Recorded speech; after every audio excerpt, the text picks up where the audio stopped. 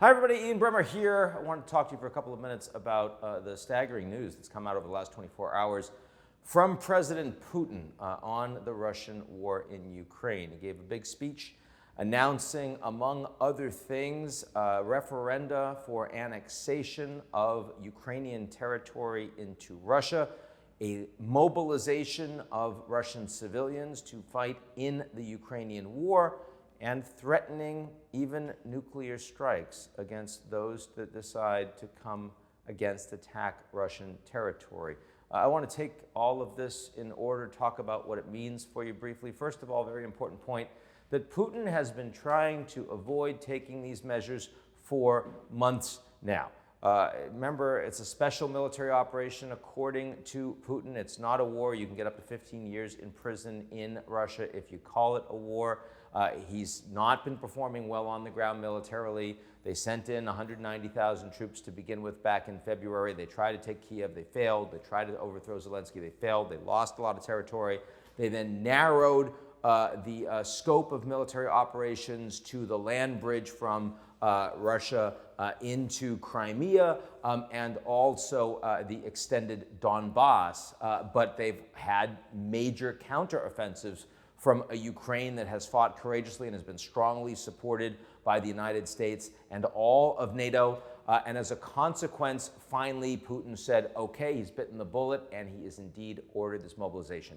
We've had well over 1,000 arrests in the last 24 hours in Russia from people that are deeply upset about this mobilization, about how badly the war is going. Russian state media has indeed been honest with the Russian people about the fact they've lost a lot of territory recently. It's the first time we've seen that from Russia's propaganda institutions.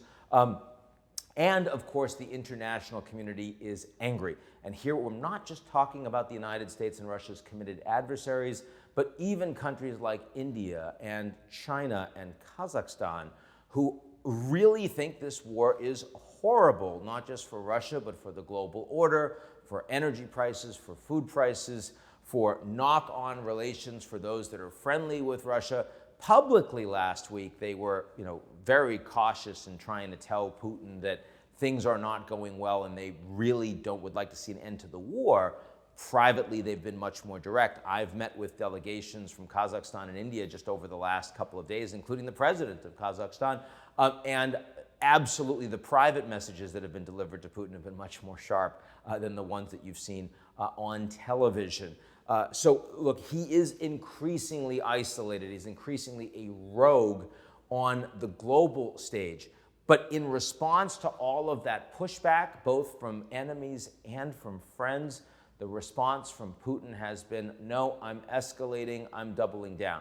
Now, 300,000 troops, if he's able to mobilize them, and that is the whisper number. There is no official number that's in the actual mobilization documents, but that is what they seem to be going for in terms of the orders that you're seeing across Russian districts in the Federation.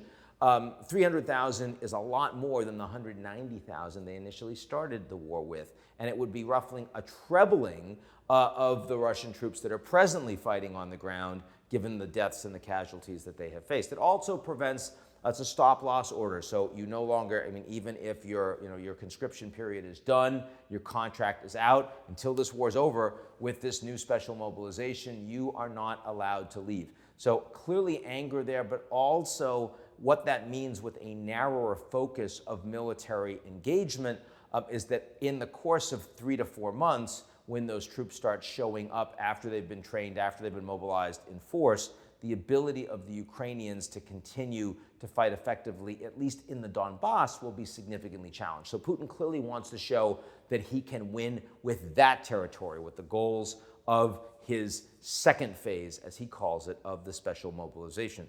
Having said all of that, the potential for a negotiated settlement is, of course, zero. The fact that the Russians are now physically going to be annexing territories, as these referenda, of course, are jokes. It's not as if the Ukrainians on the ground are all going to be voting in favor of joining Russia. That's not the point. It's just a fig leaf that allows them to formally take Ukrainian territory, even more than they've been occupying since 2014. That will lead to an intensification of sanctions from the United States and its allies. cutting off the Russians completely from the G7. This year, that's a contraction of their economy of about 5%. Next year, it's going to get a lot worse. Also means that this winter is going to be hard for Europe, probably not going to be any gas flows from Russia to Europe. You could easily see a recession of 2 or 3% of the entire European Union and the UK. That is a very serious problem. Final point, what about the nukes? Putin says he's not bluffing. If you hit Russia, what's Russia? Does that include Crimea? Putin would say yes. Once they physically annex the territories that they have these fake referenda in, is that Russia? Putin would say yes. So if the Ukrainians continue to fight there, he's threatening to use nuclear weapons, weapons of mass destruction. Would he actually do that? He says he's not bluffing. Of course, he said that there would be military consequences if Finland and Sweden went ahead and joined NATO. Well, they decided to do it anyway, and so far the consequences have been absolutely zero. Talked to the Finnish foreign minister about that just a day ago. He said, yeah, we've seen absolutely nothing. Swedes, same story. The Ukrainians have hit Crimea already. They have hit even Belgorod, which is in Russia proper. I mean, even before the war. That's Russia. What have the Russians done? They keep bombing, but thankfully no weapons of mass destruction. Do I believe Putin? No.